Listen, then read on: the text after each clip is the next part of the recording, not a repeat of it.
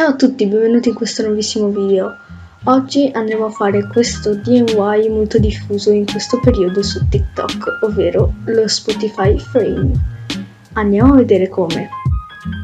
Come materiali ci serviranno una cornice in vetro di formato A4, o va bene anche quelle che hanno i contorni in legno, un template di Spotify. Se avete Spotify sul telefono o anche sul computer potete fare lo screenshot e poi editarlo e stamparlo, oppure andate in internet e cercate i template di Spotify.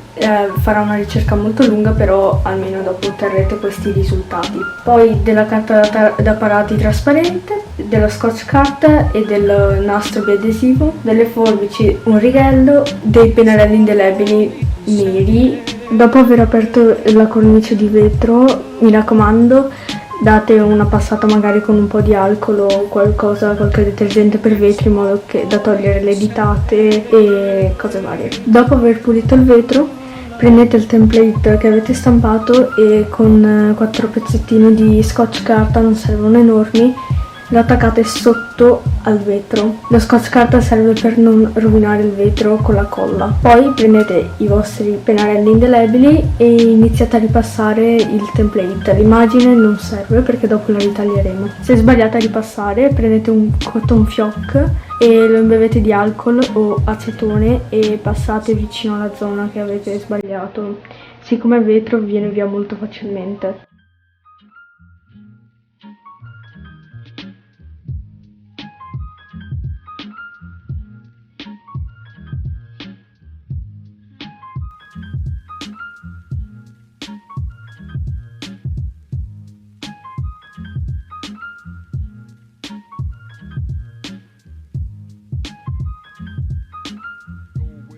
Quando avrete finito di ripassare, togliete il template e correggete le imperfezioni. Dopo aver corretto le imperfezioni, il risultato sarà così. Se notate che il colore nero ha fatto qualche crepa, è normale. Ora ritagliate l'immagine dal template.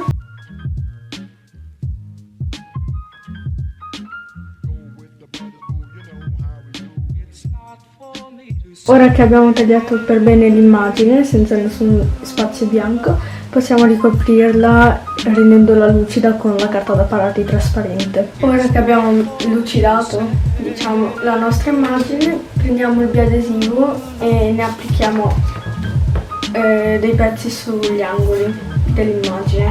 Ora che abbiamo messo il biadesivo, andiamo a mettere l'immagine.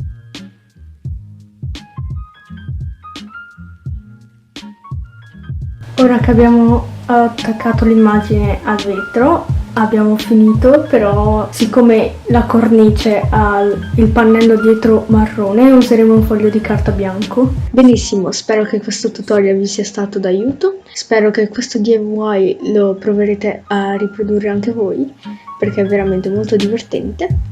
E per oggi è tutto, ci vedremo in un prossimo video. Ciao!